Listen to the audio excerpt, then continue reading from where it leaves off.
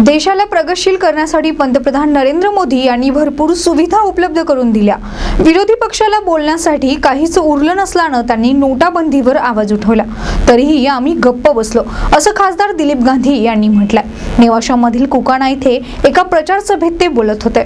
नेवासा तालुक्यातील कुकाणा येथे भारतीय जनता पार्टीची प्रचार सभा पार पडली। या कार्यक्रमासाठी अध्यक्ष माऊली पेचे हे होते, तर प्रमुख पाहुणे खासदार दिलीप गांधी, सचिन देसरडा, डॉक्टर अजित फुंदे, शिवाजी शेलार, नितीन दिनकर गर्जे, आमदार बाळासाहेब मुरकुटे हे प्रमुख पाहुणे या कार्यक्रमास उपस्थित होते। यावेळी आमदार बाळासाहेब मुरकुटे यांनी भाषणातून आपल्या प्रतिक्रिया व्यक्त केल्या। तालुक्याचं राजकारण पुन्हा एकदा ढवळून निघत आहे। 253 ते 260 कोटी निधी आपण या तालुक्यामध्ये आणण्यामध्ये यशस्वी झालो।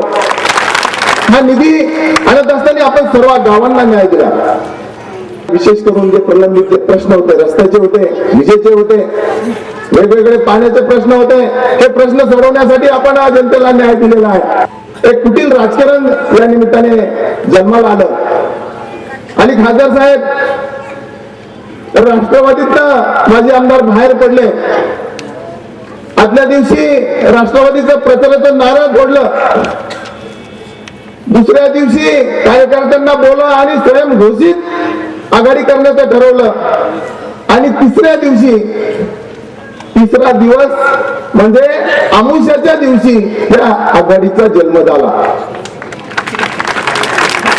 ज्याचा जन्म अमावस्याच्या दिवशी झाला ती आघाडी काय तालुक्याला न्याय देणार आहे?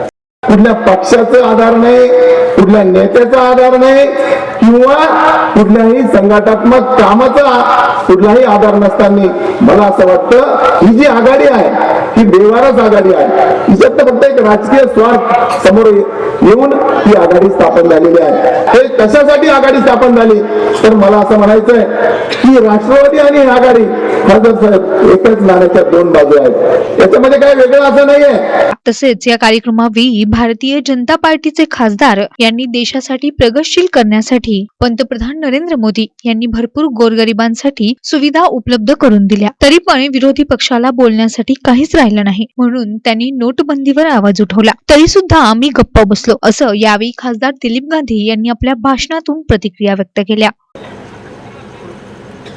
कधी नव्या 30 वर्षानंतर या देशामध्ये एका वेगळ्या विचारसरणीचं सरकार पूर्ण बहुमतानं आलं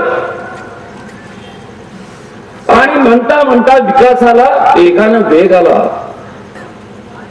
ज्या काही योजना आल्या, स्कीम आल्या, व्यक्तिगत लाभाच्या, सार्वजनिक लाभाच्या, या सगळ्या योजना मात्र प्रत्यक्ष लोकांच्या कधी झाल्याच नाही। त्या सगळ्या सरकारी योजना राहिल्या, त्या कागदावर राहिल्या। त्यांची योजना केली,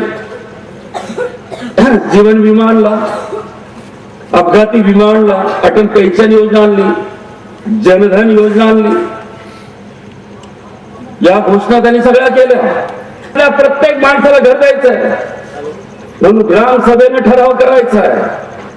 ग्रामसभेनं सांगायचं की हा पालीत राहतोय, हा झोपडीत राहतोय, हा पत्र्याच्या खोलीत राहतोय, हा कच्च्या घरात राहतोय, या सगळ्यांची यादी करायची आणि 2022 पर्यंत या प्रत्येक गावातल्या प्रत्येक परिवाराला घर द्यायचं, हा निर्णय केला। राष्ट्रवादीला या प्रचारामध्ये काहीच मुद्दा सापडायला तयार नाही, त्यामुळे ते नोटाबंदीचा विषय करतात।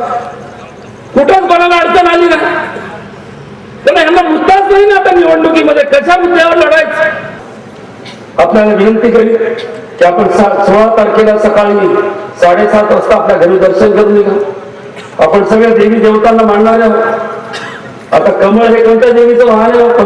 लक्ष्मीचं पण आहे आणि लक्ष्मी बरोबर सरस्वतीचं पण आहे। आता जिथे सरस्वती असते तिथे लक्ष्मी नांदते। आता इथे बसलेले आजूबाजूला सगळे उभे राहिले, बिगर लक्ष्मीचं कोणी राहू शकतं? बिगर लक्ष्मीचं कोणीच राहू शकत।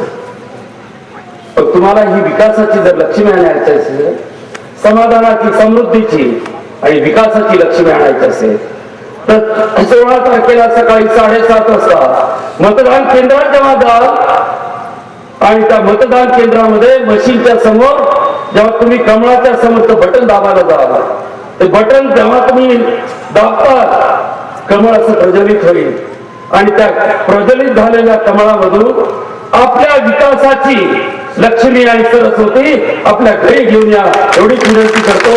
धन्यवाद. प्रतिनिधी काका नरवणे, NTV न्यूज, नेवासा.